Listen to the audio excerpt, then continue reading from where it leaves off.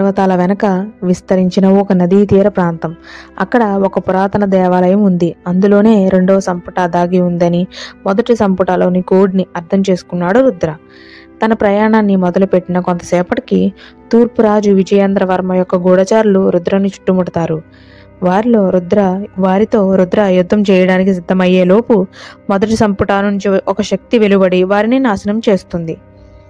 రుద్రకి ఆ గ్రంథం రక్షణతో పాటు ఎంత బాధ్యతని తనపై పెట్టిందో కూడా తనకి తెలుస్తుంది. ఇలా అతడు ఆ లోయలోకి చేరేలోపు అతడికి దూరం నుంచి కనిపెడుతూ అతని వద్దకు ఒక అమ్మాయి వస్తుంది. ఆమె చేతికి నీలిరంగు గాజులుండి ఆమె మెడలో ఒక లాకెట్, చేతికి గల గాజులు మెరుస్తూ ఉంటాయి. ఆమె రుద్రని ఆ సంపుటాలను వెతికే వ్యక్తివి నీవేనా అని అడుగుతుంది. రుద్ర దానికి ఆమెను ఆశ్చర్యంతో చూస్తూ సృష్టికి మూలమైన శబ్దానికి మూలాన్ని అన్వేషిస్తున్నానని చెప్పింది. అలా వారు వెళ్తూ ఉండగా కొండ దగ్గరలో గల మరో ప్రాంతంలో రుద్ర తన చిన్ననాటి స్నేహితుడు వీరాని కలుస్తాడు. వీర, రుద్ర శిలా సంహిత గ్రామంలో కలిసి జీవించేవారు. కానీ చిన్నప్పుడు వీర ఆ గ్రామాన్ని వదిలి కొండ వద్ద గల ఈ ప్రాంతంలో ప్రస్తుతం స్థిరపడ్డాడు. రుద్ర, వీర, భద్ర ముగ్గురు ప్రాణ స్నేహితులు. రుద్రకి తెలియని మరో విషయం భద్ర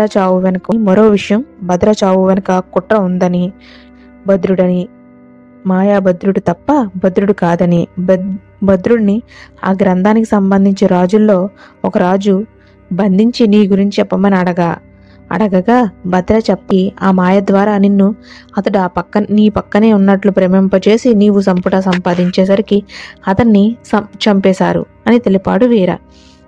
దానితో అప్పటి వరకు రుద్రకి ఉన్న పశ్చాత్తాపం పోయి భద్రాన్ని చంపిన వారిపై పగ తీర్చుకోవాలి అని రుద్ర, వీర అనుకున్నారు.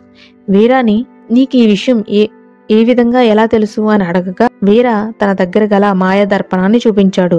వీర ఎన్నో సంవత్సరాలు తన గురువు గారి దగ్గర చేసిన సేవకి గాను దాన్ని ఇచ్చారని, దాన్ని మంచి కోసమే వాడే సమయం వచ్చిందని చెప్పి నన్ను మళ్ళీ ఈ గ్రామానికి పంపించారు మా గురువు గారు అని చెప్పాడు. ఈ దర్పణంలో భూత, భవిష్యత్, వర్తమాన కాలాలని కూడా చూడవచ్చు. కానీ అది మన పరిస్థితి చెయ్యి దాటినప్పుడు, తప్పదు అన్నప్పుడు మాత్రమే చూడాలి. కానీ వినోదం కోసమో లేక కాలక్షేపం కోసమో చూస్తే దాని శక్తి నశిస్తుందని వివరించాడు వీర. ఇప్పుడు ఒక శబ్ద గురువు శబ్దతత్వాన్ని యువతకు బోధించడం తన వృత్తి.